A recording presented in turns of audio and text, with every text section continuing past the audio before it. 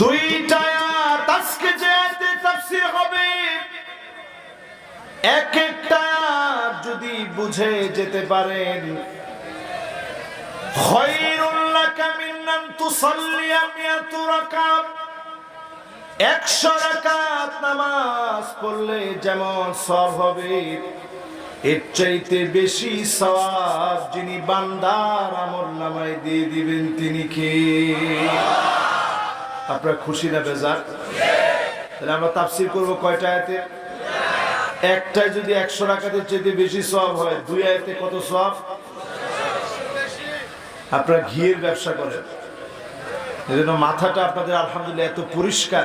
অনেকে বলতে পারতেন 200 রাকাত, বলছেন 200-এরও বেশি সওয়াব আমল নামে আল্লাহ উঠাই দিবে, ঠিক কিনা বলেন?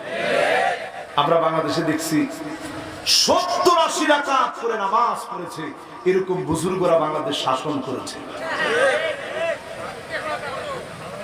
আমার সাথে যারা বলছে ওনারা ঠিক বলে উঠছে। আমরা 70-80 রাকাত পড়তে পারি না। জীবনে এইরকম বেজির গুদের মতো কথা আমরা জীবনে কোনোদিন ভুলিও না, ঠিক কিনা বলেন?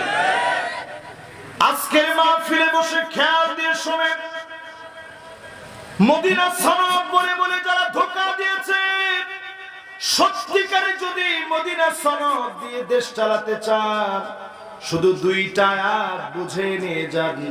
মদিনা সনদ দিয়ে দেশ চলবে, যিনি শান্তি দান করে দিবেন তিনি কে? 16 বছরে মানুষ শান্তি পায় নাই, 16 বছর আইনা করে দিনের পর দিন কাটিয়েছে।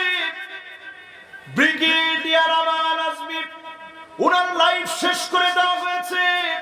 ব্যারিস্টার আরমানকে 8 বছর আটকে রাখা হয়েছে। প্রিয় আল্লাহ আমাকে 13 বছর অন্ধকার প্রকোষ্ঠে রেখেছে। আমির হামজাকে 3 বছর অন্ধকার প্রকোষ্ঠে রেখেছে। আল্লামা মামুনুল হককে 3 বছর রেখেছে। জসিমউদ্দিন রহমানী সাহেবকে 11 বছর 16 দিন যারা জেলখানায় রেখেছে, ওই মিথ্যুকগুলাই বলে মদিনা সনদ দিয়ে তারা রাষ্ট্র চালিয়েছে, ঠিক কিনা বলো? ওই মিথ্যুকদের সঙ্গবাদ দিয়ে জাতি আজ দেখায় দিয়েছে 5ই আগস্ট সমস্ত রাষ্ট্রবিজ্ঞান ফেল হয়ে গেছে, রাষ্ট্রবিজ্ঞানী ফেল হয়ে গেছে, রাষ্ট্রবিজ্ঞানীদের কোনো থিওরি কাজে লাগে নাই, কোন মাস্টার মাইন্ড ছাড়া সরাসরি যিনি বিজয় দিয়েছেন তিনি কি? আঙ্গুলটা উঁচা করে দিয়ে বলেন কি? আর জোরে বলেন কে? সে আল্লাহ রাব্বুল আলামিন আমাদেরকে 8টা ফর্মুলা দিবেন 2 আয়াতের ভিতরে। কয়টা ফর্মুলা? একটু জোরে বলেন। একটু কি আঙ্গুলটা উঁচা করে আপনারা দেখাইতে পারবেন? 5 আর 3 কত? দেখি আঙ্গুল ঠিক আছে কিনা। এই সবাই উঠেছে এরকম। ওরে মাশাআল্লাহ, এটা একটু উঠে রাখেন, উঠে রাখেন, এটা একটু ওয়াজ আছে। এবার একটু আঙ্গুলটা এবার নাড়া দেন, দিছেন? তাহলে কয়টা? এখন থেকে এটা দেখাবেন না, সুন্দর করে রাখেন, এটা কিন্তু ওয়াজ। জীবনে কোনোদিন এটা শুনছেন কিনা জানি না, আজকে শুনেন। এখন থেকে আর ভিক্টরি দেখাবেন না, এটা খ্রিস্টানরা দেখায়। এখন থেকে দেখাবেন নাসরুম মিনাল্লাহি ওয়া ফাতহুন করিব। সারা পৃথিবীর সব মুসলমানরা 4 আঙ্গুল দেখাচ্ছে। মুরসি রহমাতুল্লাহি আলাইহি 4 আঙ্গুল দেখিয়েছেন, রাশেদ গানুশি দেখিয়েছেন। তাকায় দেখেন, রজব তাইয়িব এরদোগান 4 আঙ্গুল দেখান। আফগানিস্তানের মুজাহিদরাও 4 আঙ্গুল দেখান। তার মানে হলো ফিলিস্তিনের মুজাহিদরাও 4 আঙ্গুল দেখান। তার মানে অচিরেই যিনি মুসলমানদেরকে চূড়ান্ত বিজয় দিবেন তিনি কে? আমরা এখন থেকে কয় আঙ্গুল দেখাবো? জোরে কয় আঙ্গুল? নাসরুন মিনাল্লাহি ওয়া ফাতহুন করিব। সাহায্য আসবে আল্লাহর পক্ষ থেকে, অবিসম্ভাবী নিশ্চিত বিজয় যিনি দান করবেন তিনি কে? এবার বলেন আমরা তাফসীর শুনবো কয় আয়াতে? একটু আওয়াজ করে বলি, কয় আয়াত? সূরা মাইদা এর 49 এবং 50 নং আয়াত। সবাই বলেন কোন আর কোন আয়াত? এই দুইটা আয়াত নিয়ে আজকে তাফসীর শুরু করি। আল্লাহ রাব্বুল আলামিন বলেন, ওয়া আনিহকুম বাইনাহুম বিমা আনজালাল্লাহ,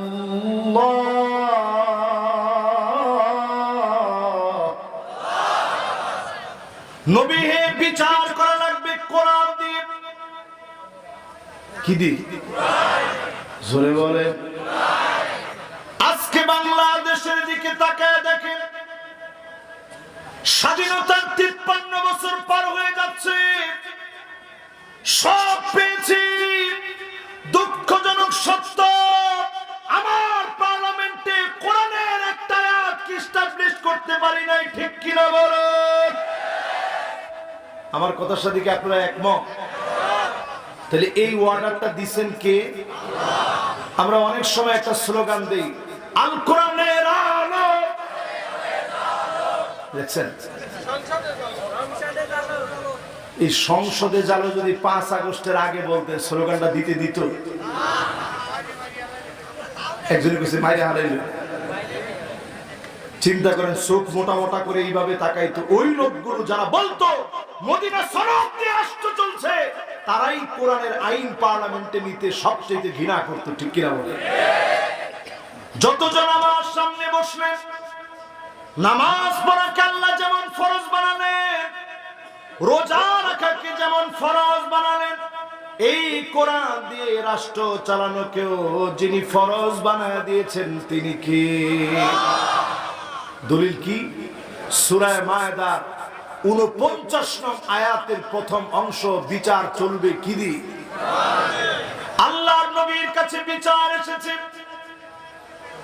বনি মাখজুমিয়া গোত্রের একজন নারী চুরি করে ফেলেছে, হাতে নাতে ধরা পড়ে গেছে, হাত কেটে দিতে হবে।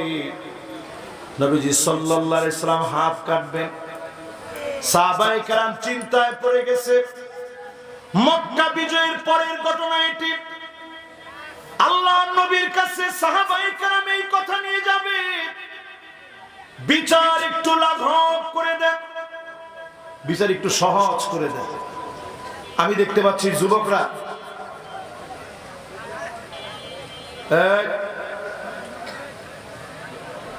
মুরব্বী বসেন, মুরব্বী, এই যে পিছনের যে মুরব্বী আছেন, মুরব্বী যাওয়ার সুযোগ নেই, বসেন। মুরব্বীরা চলে গেলে মাহফিল চলবে কেমনে?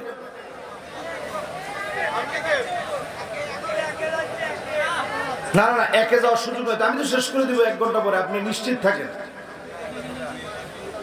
1 ঘন্টা আপনার একটু চাইবে যেমনি রাখে অমনি রাখে।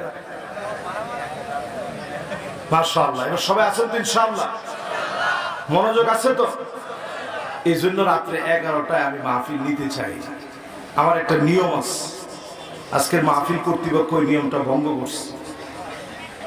ওনারা রাজশাহীতে গিয়ে আমার সাথে দেখা করছে, ওই দিনে বলছে হুজুর 10টায় দেবা,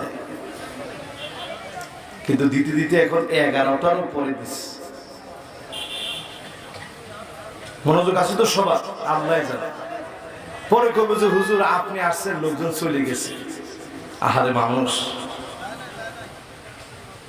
মাশাআল্লাহ। পিছনে আরো কিছু লোক এখন আসতেছে দেখে আমার মনটা ঘুরছে। মাশাআল্লাহ, লিল্লাহে তাকবীর। আচ্ছা, তাফসীর হবে সূরা মায়েদার কয়টা আয়াতে? 8টা অংশে তাফসীর হবে। কয়টা অংশে? প্রথম অংশ বলতে গিয়ে বললাম বিচার চলবে কোরআন দিয়ে। কোরআন বলছে হাত কেটে দেওয়া লাগবে। আল্লাহর নবী, বিশ্ব নবী বনি মাখজুমিয়া গোত্রের একজন মহিলার হাত কাটবে চুরি করার কারণে। মহিলার নাম ছিল তুয়াইমিয়া। নবীজি যখন হাত কেটে দিবেন, সাহাবায়ে কেরাম চিন্তা করলেন শাস্তি একটু লাঘব করে দেওয়া যায় কিনা, কমায় দেওয়া যায় কিনা, কাকে পাঠাবে। সাহাবীরা পরামর্শ নিয়ে হুব্বু রাসূলিল্লাহ, আল্লাহর নবী সরাসরি ভালোবাসা, উসামা রাদিয়াল্লাহু তাআলা আনহু আল্লাহ নবী পালক পুত্রের নাতিকে এত ভালোবাসতেন। যায়েদ বিন হারেসা রাদিয়াল্লাহু তাআলা আনহুর সন্তান উসামাকে এত ভালোবাসতেন। হুব্বু রাসূলিল্লাহ বলতেন। সেই উসামা নবীজির কাছে আসলেন, ওগো নবীজি, একটুখানি শাস্তিটা লাঘব করে দেওয়া যায় কিনা? আল্লাহর নবীর চেহারা লাল হয়ে গেছে। সাহাবায়ে কেরামদেরকে ডাকলেন, ওয়াল্লাযী নাফসু মুহাম্মাদিন বিয়াদিহি, ওই আল্লাহর কসম যার হাতে আমি নবীর প্রাণ, লাউ ফাতিমা বিনতে মুহাম্মদ লাসারাকাত লাকাতাতু ইয়াদাহা,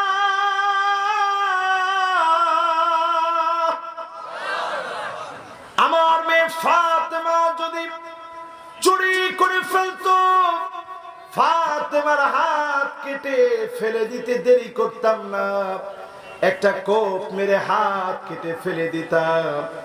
এমন বিচার একমাত্র শুধুমাত্র কোরআন আমাদেরকে শেখায়, ঠিক কিনা বলে? আমরা আমাদের বিচারের দিকে তাকায় দেখেছি, প্রিয় আল্লামাকে 13 বছর যারা জেলে রেখেছে, রাজাকার গালি দিয়ে দর্শনকারী লুটেরা পর্যন্ত বলতে তারা দেরি করে নাই, ঠিক কিনা বলে? এর কারণ কি? কারণ আইনের ভিতরে বিচার করার মধ্যে কোরআনুল কারীম ছিল না, ঠিক কিনা বলে? যারা বিচারপতি ছিল, বিচারপতিদের মধ্যে একজনের নাম ছিল মানিক্কা। নাম কি? সবাই বলেন কি না? পাবনার লোক গরু দেখছেন অনেক বেশি, আমার চাইতে বেশি দেখছেন। গরুর গলায় যখন দড়ি লাগানো হয়, ওই টানতে গেলেও মানুষ একটু দয়া করে মায়া করে টানে। মানিক্কারে যেদিন ধরছে, মানিক্কার গলার ভিতরে গামছা লাগায় যখন টানতেছে, জিজ্ঞাসা করতেছে, তুই মানিক্কা না? মানিক্কা টানের ঠেলায় হ, আমি মানিক্কা। মানিক্কা টানের ঠেলায় কি বলে? হ্যাঁ, আমি মানিক্কা। এখানে যতজন বসছেন একটু চিন্তা করেন, একজন বিচারপতি হওয়ার পরও সৎ একনিষ্ঠ ন্যায় নীতি মেনে বিচার না করার কারণে মানিক্কা কলা পাতার মধ্যে শুয়েও বাঁচতে পারে না, ঠিক কিনা বলে? এরপরে যখন সিলেটে উঠানো হয়েছে, পাবনার লোকেরা যেরকম আতিথেয়তায় মানুষকে খুব আদর আপ্যায়ন করে, মেহমানদারির কোনো তুলনা নাই, সিলেটও কিন্তু মেহমানদারিতে কোনো কমতি করে না। যখন শুধু কোর্টে উঠছে, মানিক্কারে পর্যাপ্ত মেহমানদারি যা লাগে সব দিয়ে দিছে, ঠিক কিনা বলে? আল্লাহ রাব্বুল আলামিন বুঝায় দিলেন, ওয়া আনিহকুম বাইনাহুম বিমা আনজালাল্লাহ। চোর ডাকাত, মদ ডাকাত, ইয়াবা ফেন্সিডিল মুক্ত, নেশা মুক্ত যদি জাতি গঠন করা লাগে, শুধুমাত্র কোরআনের দিকে আসেন। আফগানিস্তানের মতো যিনি বরকতে ভরপুর করে দিবেন তিনি কে? যেই আফগানিস্তানের এক একজন নেতার মাথা কেনার জন্য লক্ষ লক্ষ মার্কিন ডলার বাজেট করা হয়েছিল, সেই আফগানিস্তানকে শুধুমাত্র কোরআন মানার কারণে আমেরিকার মতো শক্তিকে পরাস্ত করে, রাশিয়ার মতো শক্তিকে পরাস্ত করে আফগানিস্তান বিজয়ী হয়েছে। আল্লাহ প্রমাণ করে দিলেন, আজও যদি কোরআনের দিকে আসেন, যিনি এখনো আমাদেরকে বিজয়ী বানাবেন তিনি কে? কিন্তু দুঃখজনক মহাসত্য, স্বাধীনতার 53 বছরে আমরা দেখেছি ইসলাম পন্থীদের মাথায় দিনের পর দিন কাঁঠাল ভেঙে খাওয়া হয়েছে, আর কাঁঠাল ভেঙে খেতে দেওয়া হবে না, হবে না, হবে না। সব দেখা শেষ, সামনে হবে আল কোরআনের বাংলাদেশ, ঠিক কিনা বলে? যুবকরা কি বলো? এবার যুবকদের কাছ থেকে আমি একটা স্লোগান শুনতে চাচ্ছি। 5ই আগস্টের আগে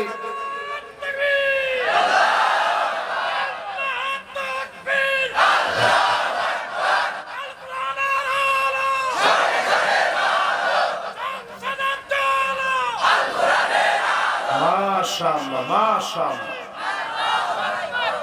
যুবকদের কাছ থেকে একটা স্লোগান শুনতে চাচ্ছি। 5 আগস্টের আগে যুবকের একটা স্লোগান দিয়েছিল, উই ওয়ান্ট জাস্টিস। আপনারা কেউ দিছেন? মনে হয় না দিছেন। আমি সব পাশে বসে বলতেছি গ্রাম অঞ্চল তো। আচ্ছা, আপনারা কি আসলে স্লোগানটা দেন নাই? না দিলে একজন দিবেন, একজন বলবেন উই ওয়ান্ট, সবাই বলবেন জাস্টিস। বলেন তো দেখি।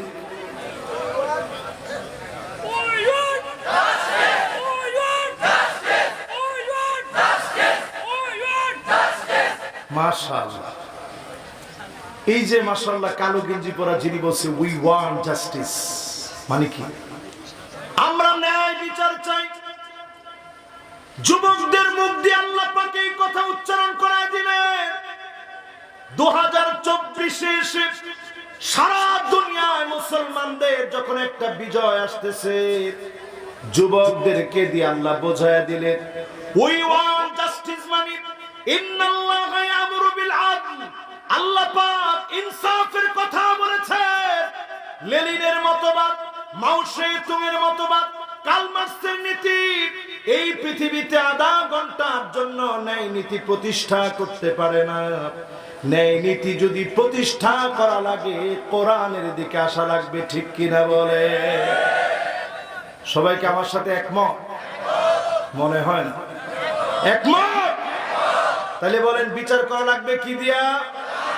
কথাটা কার? যত বড় নেতা আসুক না কেন, কোরআন দিয়ে যদি বিচার না হয় ওইটা উই ওয়ান্ট জাস্টিস হতে পারে না, ঠিক কিনা বলে? 1 নাম্বার পয়েন্ট শেষ। কয়টা পয়েন্ট নিয়ে কথা বলবো? 8টা। 1 নাম্বার পয়েন্ট অলরেডি শেষ।